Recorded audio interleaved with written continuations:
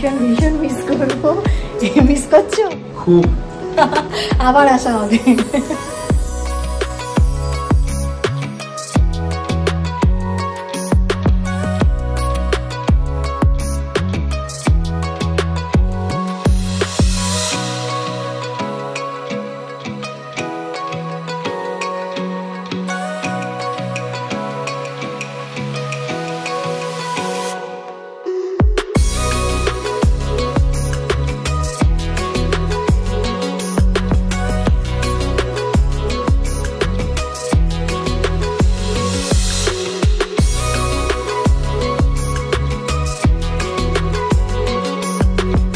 বন্ধুরা, আমি Aratrika, blogs with Aratrika চ্যানেলে তোমাদের আরও একবার স্বাগত জানাই।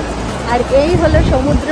আজকে করতে হচ্ছে টাটা, কারণ আজ আমরা বাড়ি চলে যাচ্ছি। খুব মন খারাপ, এক রাশ মন খারাপ নিয়ে বাড়ি যাব। এদিকে দেখো, কর্তা মশাইকে দেখো, ইচ্ছে করে ভিজছে।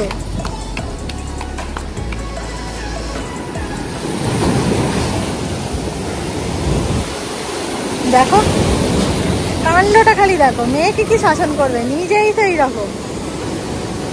আর প্রচুর বড় বড় ঢেউ আসছে, মানে মন্দারমণিতে এত বড় ঢেউ আমি ফার্স্ট টাইম পেলাম। সব প্যাকিং রেডি হয়ে গেছে, খুব মন খারাপ করছে। আর মন্দারমণিকে তো ভীষণ ভীষণ ভীষণ মিস করবো। মিস করছো খুব? আবার আসা হবে। মিস করছো? আবার আসবে তো? মন্দারমণিকে মিস করছো তো? ওকে।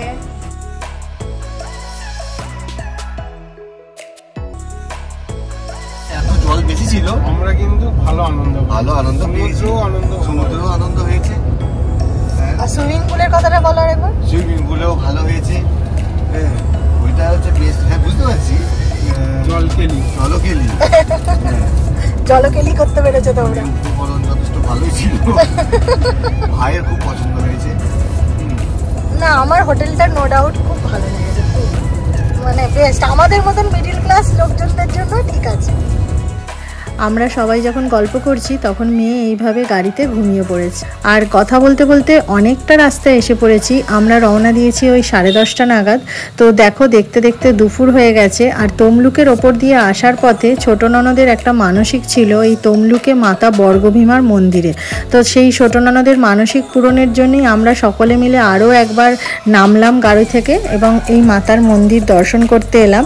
সতী মায়ের যে 51 পীঠ আছে, সেই 51 পীঠের এটাও একটা প্রধান পীঠ এবং এখানে মায়ের বা পায়ের গোড়ালি পড়েছিল।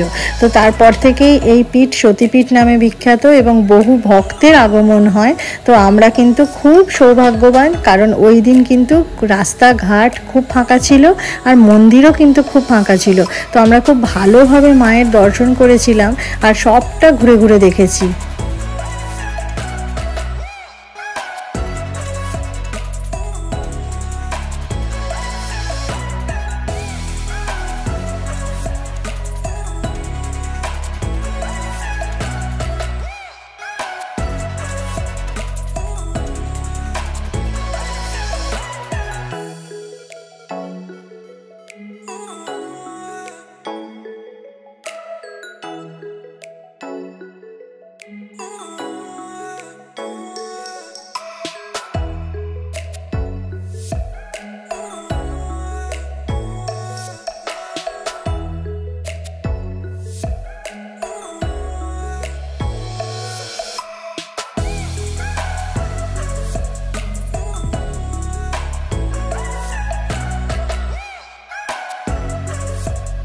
দেখো, ইনি হলেন মা বর্গভীমা।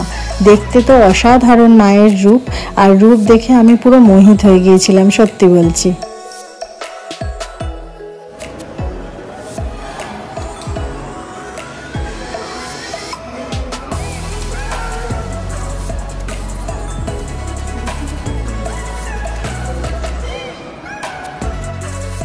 মায়ের মন্দির দর্শন করার পর আমাদের গাড়ি আবার চলতে শুরু করেছে। তবে দুপুর তো অনেকটা হয়ে গেছে, তাই আমাদের সকলের খুব খিদে পেয়ে গিয়েছিল।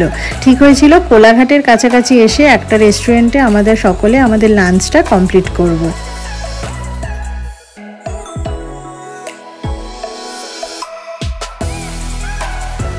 এই রেস্টুরেন্টের নাম হচ্ছে সন্দীপা, রাস্তার একদম বাঁ দিকে পড়ে, কোলাঘাটের মেন রাস্তাটায়। আমি তোমাদের সকলকে সাজেস্ট করব এই রেস্টুরেন্টে তোমরা একবার হলেও ভিজিট করো, কারণ এখানে ওনাদের সকল মেম্বারসদের এত সুন্দর আপ্যায়ন। আর দেখো প্রত্যেকটা ডিশ কিন্তু কাঁসারের থালায় ওরা কিন্তু প্রেজেন্ট করেছিল আমাদের সামনে। তো আমাদের যেহেতু কিছু জনের শনিবার ছিল, তো সেই কারণে আমরা কিছুজন নিরামিষ নিয়েছিলাম আর কিছুজন নিয়েছিল সব রকম ননভেজ আইটেম। খাওয়া দাওয়া তো পরে, বাট প্রেজেন্টেশনটাই আমার এত ভালো লেগেছিল যে কি বলবো। প্রেজেন্টেশন দেখেই আমি একদম মোহিত হয়ে গিয়েছিলাম। তো দেখো তারপরে খুব তৃপ্তি করে সকলে পেট পুজো করেছি।